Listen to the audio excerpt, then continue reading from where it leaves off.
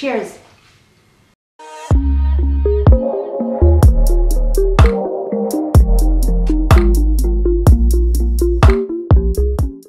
Hey guys, so this drink is tequila with grapefruit juice. Actually, it's not juice, it's soda. But there's two different kinds of sodas you can choose from. And so it's pretty simple. What you're going to do is put 1 shot of tequila, and then you're going to add 1 lime, freshly squeezed, and you're going to top it off with soda. And that's pretty much it. It's grapefruit soda with lime and tequila. Refreshing, good, and yeah, just enough to get you buzzed. Enjoy. Cheers, guys. All right, so this one is a grapefruit flavored drink with tequila, and yeah, so I hope you guys enjoy that one. So today we're going to talk about Jaslyn. I mean, who else would we sit here and talk about right now, right? By the way, thank you guys for reaching out. Everybody that's been reaching out to me on my Snapchat, been reaching out to me on Instagram, and then of course leaving comments and questions on YouTube. Thanks guys. I really appreciate everything, all the support that you guys have provided to me during this time. So, boot camp. Your kid is going to boot camp, huh? Daughter, son? My daughter, Jaslyn, when she decided to go to boot camp for Marine Corps, to me, that was a surprise.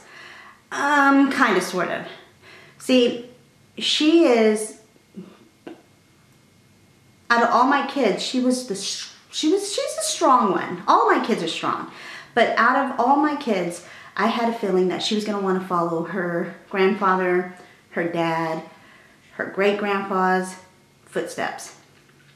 And when I say that, she was like a 5th generation, okay? She was a 5th generation Marine. Her great-grandpa was in World War II. Her grandpa was in Vietnam. And then her dad was Marine Corps. So, 4th generation when it comes to her, Marine. And the one thing that Jaslyn wanted to do was make a difference. Sippy, sippy. I kind of feel like I need a straw with this. I don't want the ice to like splash on my face. So she decided to join the Marine Corps. She went off to Parris Island on November the 17th, 2014. Now, some of you guys, if you're new viewers to my channel, just to kind of give you the end of the story on this, and I'm not going to fast forward through all of the steps, but just to let you know, any of my new viewers, my daughter, Jaslyn, the reason why I'm making this video is because she is no longer with me, and this is just my memory, in hopes that it helps support any other mothers that are, or fathers, or grandparents, or aunts and uncles that are kind of going through the same thing as far as the struggles of, I don't know, just the understanding and maybe the acceptance that your kid wants to go to Marine Corps. And if you guys are thinking about going Marine Corps, and you want to listen because your parents, your grandparents, your aunts, your uncles are struggling through this too, you are more than welcome to stick around. So Jaslyn left November the 17th, 2014. All right, she went Parris Island. I remember that night. I was waiting and waiting and waiting in hopes, because I didn't get to say goodbye, okay? I didn't get to say goodbye to her before she left. She was supposed to go check in, and we thought it was just a check-in, but it was actually a check-in to go. And I didn't get to say the, I love you, good luck, do your best, all that. So we set her, I was hoping that night, I was hoping that I was gonna get a phone call from her. And I kind of had a feeling I wasn't, because once you're in their hands, there's just no way of calling from what I understood. However, Jaslyn a long time ago, I posted this, 2014. She snuck a few quarters to give me a call. I don't know how she got away with it, but she did. She snuck a few quarters. She called me that night, and I told her all of my I love yous, good luck. So she left. She went to the Marine Corps boot camp, and I tell you, that was probably a hard, very hard moment for me. Because it was really hard to accept that she was going to go to Marine Corps, especially during the holidays. I mean, come on, she was leaving in November. Then we had Christmas around the corner. And mom, dads, you know, you guys don't want to hear that your kid is, you know, alone for the holidays, or even the thought of them being yelled at during the holidays. It just saddens you.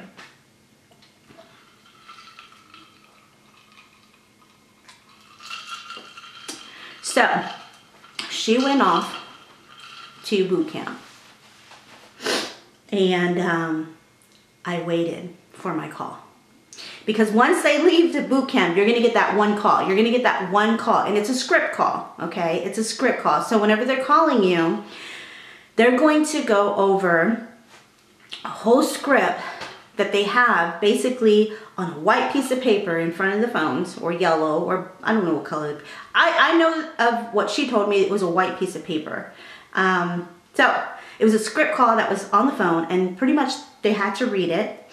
And it's pretty much, I don't know word for word, but it kind of went like, I have made it to Parris Island, I am safe, please don't send an email.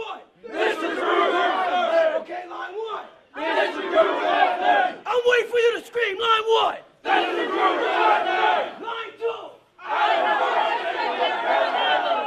Line 3. Please do not send any food or bulky items to me in the mail. Line 4. I will contact you in 7 to 9 days by letter with my new address. Line 5. Thank you for your support. Goodbye for now. I say again, those are the only words that are going to come out of your mouth when somebody picks up their phone. And you all scream at the top of your lungs. Scream, "Aye, sir." Aye, sir. And during that time, you're trying to talk to them, or I wasn't actually trying to talk, because I've already been through this script once before. And that is another story. But I've been through this script once before, so I already knew what to expect. So while I had her on the phone, knowing that I wasn't going to be able to ask any questions, I was saying, I love you. I love you. I love you. I love you, baby. I love you. I love you. That's the only thing I kept saying. And she hung up on me after that. You know, I mean, there was no waiting and saying, I love you back, Mom. There was none of that.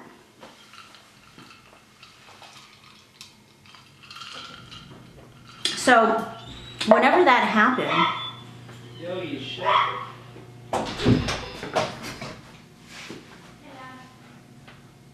Oh. Hi! Sorry, guys. You know, I have my little area here for story times, but sometimes, you know, so anyhow, back to the story. So she hung up on me after she said the script. They're not going to wait around. They're not going to tell you I love you back. They're not going to comfort you. Hung it up. All right. So this is when the wait starts. You wait.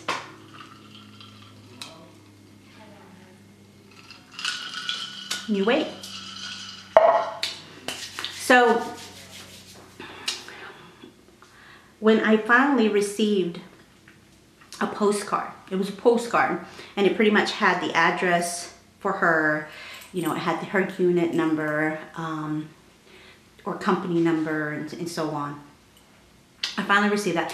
And you know, while you're waiting, you're also receiving other things in the mail when it gets closer to graduation time, but it's going to provide some of the graduation dates.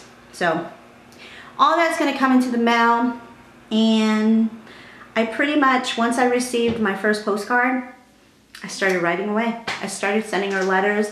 I received so many postcards.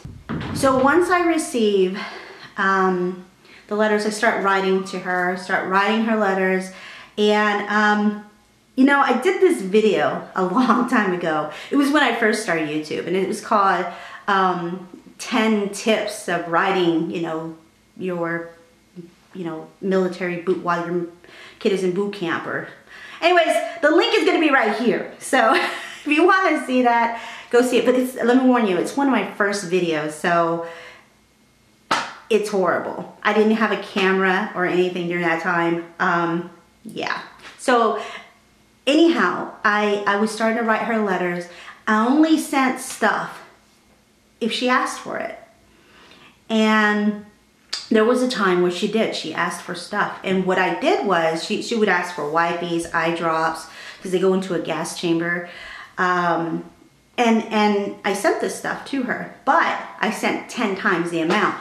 The reason why I did that is because, one, I had the stuff, but already, and if I didn't, I went and purchased it.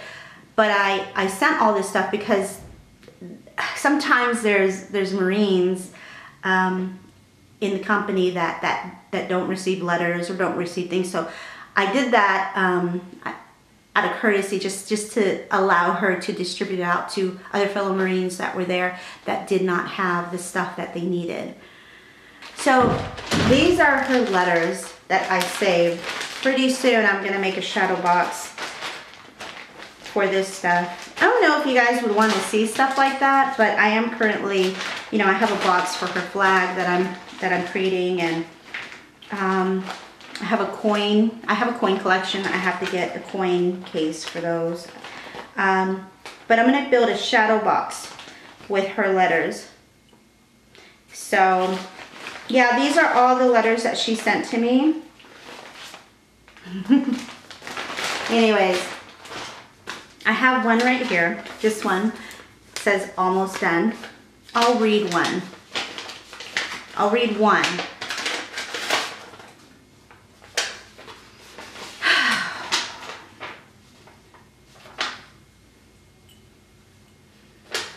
Dear Mama. She used to call me Mama. That was my name, Mama. Mama. She says, hey, how are you? She says, I'm currently on bed rest. I had my lower teeth, wisdom teeth, removed. So now my cheeks are puffy and drugged up. Ha ha ha. I'm not missing much, just class. So the crucible is right around the corner. I think next Thursday, Monday, is final testing. Final PFT. Wednesday is final drill. We've been so busy. The knowledge DI comes in on her free time during our free time to help us. Our free time is usually monitored by the duty drill DI for the night. We've been squeezing in drill every second we can. We're starting to come together. About time. I'm so nervous about the crucible. Apparently it's over a 50-mile course. We leave Thursday, gone Friday and Saturday and Sunday. We have off. It's called Liberty Sunday. I was there for that. Everyone is excited about it. Me plus a girl named Harrington made plans to just sit under a tree for the day.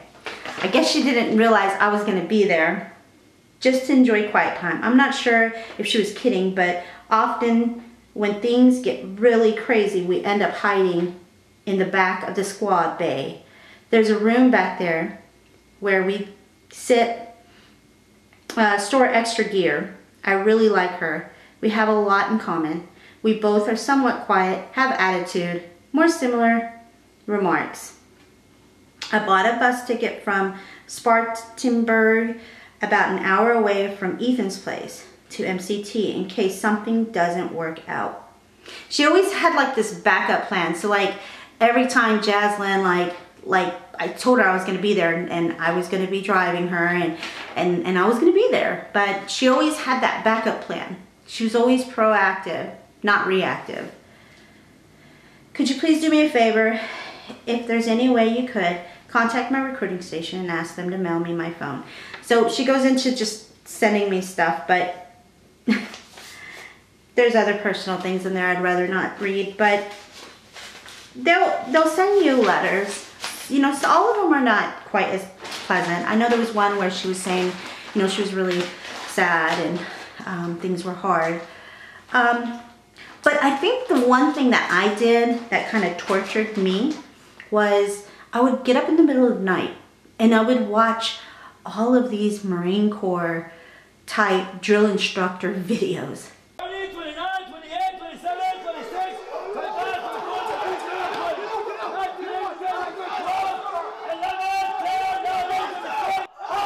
24, you look at me now. I say something you want to be a freaking out, you understand? Get it out! Get out! Respond, boy! Respond! Respond! Search it! 29, 28, jump off it!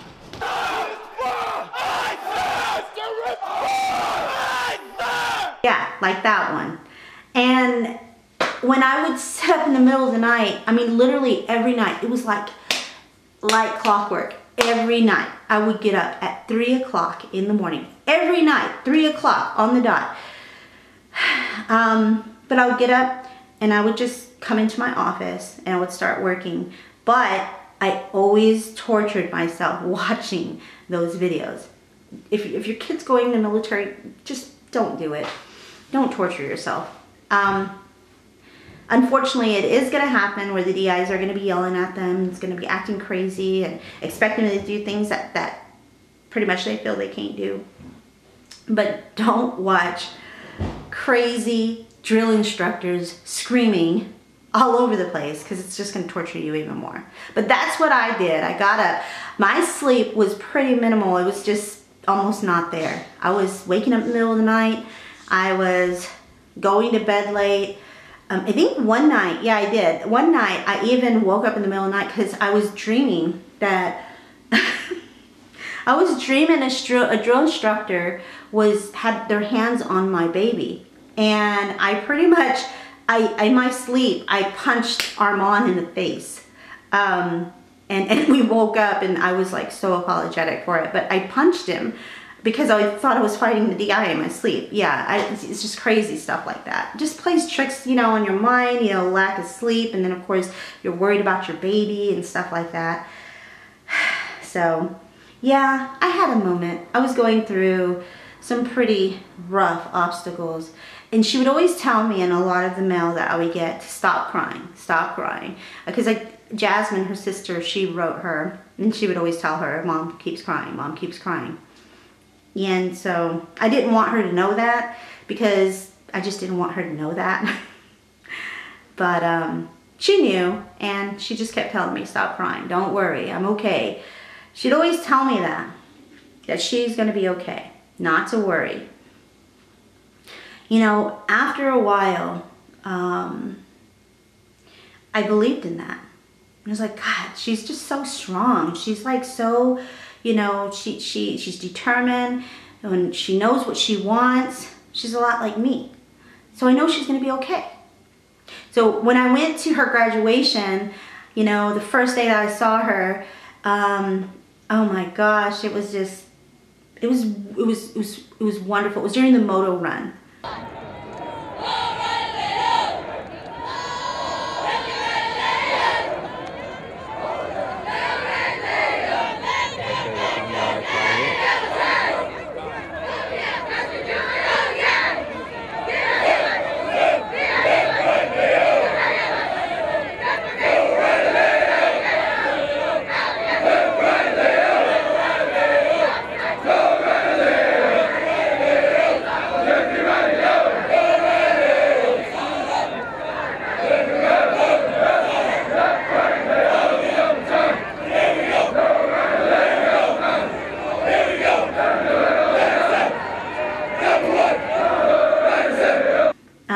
If you guys are not familiar with the motor run, it's pretty much a bunch of girls just running around, and they're singing and they're chanting, and just like a bunch of just spirit around, you know. And I saw her for the first time, and she lost a lot of weight. She lost a lot of weight.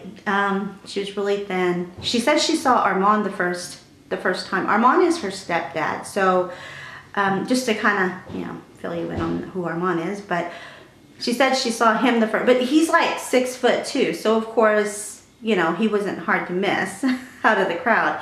But she looks so thin, and when I gave her her first hug, like literally, like she fell into my hug. It was like she just disappeared.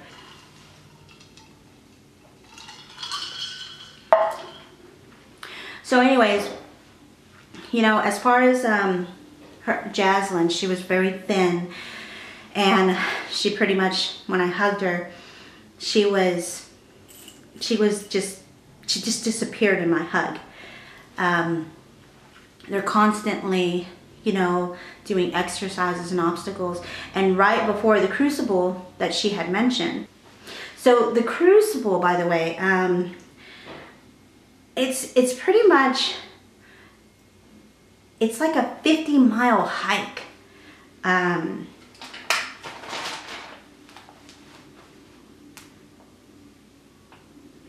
The crucible, by the way, it's like a 54 hours, 48 miles, 45 pounds of gear, 36 stations, 29 problem-solving exercises, 6 to 8 hours of sleep, 4 MREs. Now, I don't know if that means that they only have like 4 MREs during the whole time frame of, I don't know, hiking and stuff, because they do hike. They hike a lot. But I remember her telling me after the crucible that they had a feast. Like, when they got back, they had a feast of food, just tons of food, and they just ate like pigs, she said. She didn't care, like, about anything. She just ate tons of food. I did pick up, by the way, this coin. Now, I collect challenge coins. I have tons of challenge coins that I've collected during the time that she served. I collect Marine Corps challenge coins. I also collect Air Force challenge coins. And pretty much how I do that, I mean, I can go through a story time on that one if you guys want to listen about my challenge coins. Let me know. But I collect them, and I love them. This was the crucible challenge coin, and on the back of it I had it engraved with the date that she received right here, February 7th, 2015, that she received her Eagle, Globe, and Anchor Pin. I don't know if you guys have ever seen how they receive their Eagle, Globe, and Anchor Pin, but you know, it's a very memorable moment for them. It's something that they've worked hard for.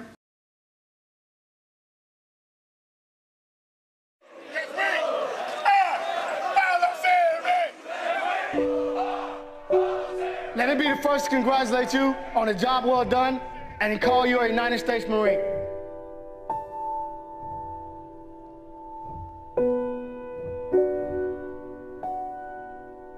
Raise your right hand and repeat after me. I state your name. Do solemnly swear. To support and defend. The Constitution of the United States. Against all enemies. Foreign and domestic. And to bear true faith. And allegiance to the same. That I will obey. The orders of. The President of the United States. And the orders of. Those officers appointed over me according to regulations and the Uniform Code of Military Justice. So help me God.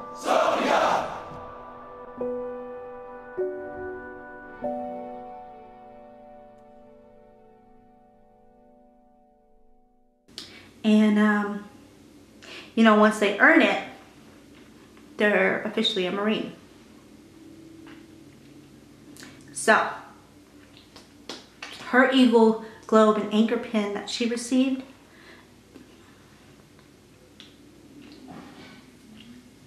I still have my moments, guys, because it's so fresh still. But she gave that to her father. Her father is currently still serving Marine Corps. He's retiring soon. But she pretty much was like, I did it. And she gave him this pin to him. Her first Eagle Globe and Anchor pin. And so anyways, he has this. And she was very proud, you know, very proud. But I was happy to get her out of there. I really was. I was happy to take her. We were actually on our way to Ethan's parents' house, which is her husband, in South Carolina. So we went over there and we hanged out for a bit, and we enjoyed our time together, and then I had to go home. And eventually she did come to my, she came back home. She came back home and she, you know, spent some time with us, her and Ethan, and then they took off to California, eventually going to Japan.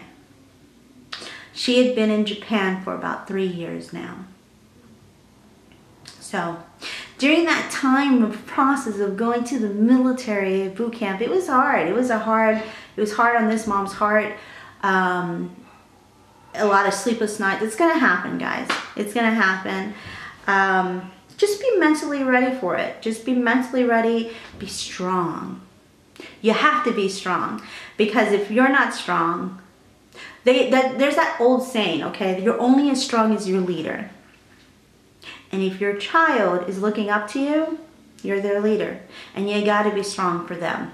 There's been many times that I have told myself that I cannot get upset, I cannot lose control, I cannot cry and get emotionally just steered in that way, with some of the moments that we pretty much went through while she was in the Marine Corps.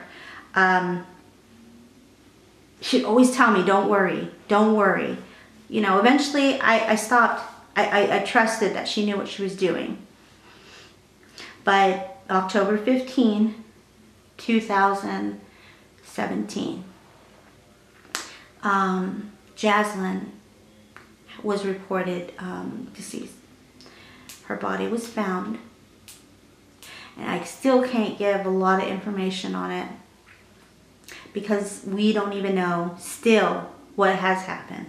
Here we are, December, and I still don't know what happened to my baby.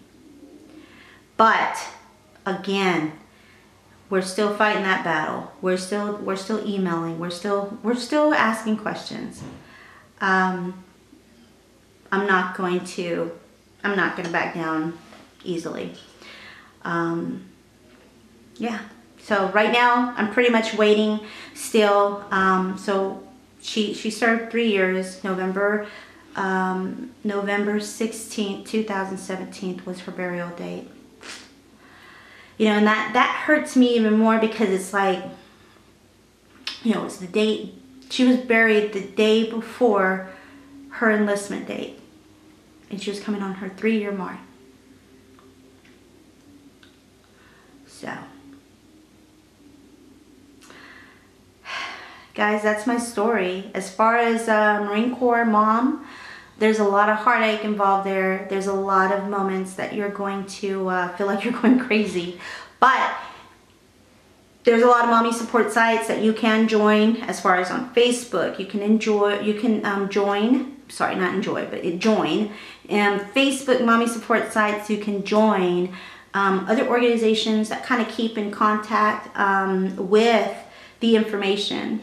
There's an Instagram also that they're constantly posting pictures of the trainees, you know, that are going through boot camp. And I stalked those social medias so much, because I was looking for pictures, constantly looking for pictures.